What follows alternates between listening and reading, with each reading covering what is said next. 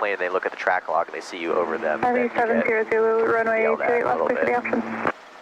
Clear for the option, 28 left, 70 Zulu. All right, all set. Yep. Go ahead and enter in 3, 2, 1. Full down collective right pedal. There you go. Excellent entry. Little left. And how does the collective boat for check out RPM. for 70 Zulu? Army 70 Little down Zulu, collective. altitude currently indicating Smaller 500. adjustments, otherwise you'll end up chasing. All right, Okay. checks out, 70 Zulu, thanks. Gonna start All right, the a little flare. bit down. No, now start the flare. Start the flare. Gentle, just gentle up collective. So you see we're a little bit high, but that's okay. Just flare, flare, level, pull. Left pedal and you pull. There you go. So you see it's actually not that bad. No, it's not bad. Just getting the ground height right and Yeah. checking that RPM. I was chasing, you're right. Yeah, so on your way down, you were chasing RPM back and forth because your adjustments to the collective were too big.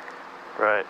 What you want to do is just make little minor adjustments. Just let it slowly trend in the direction you want it to go, but don't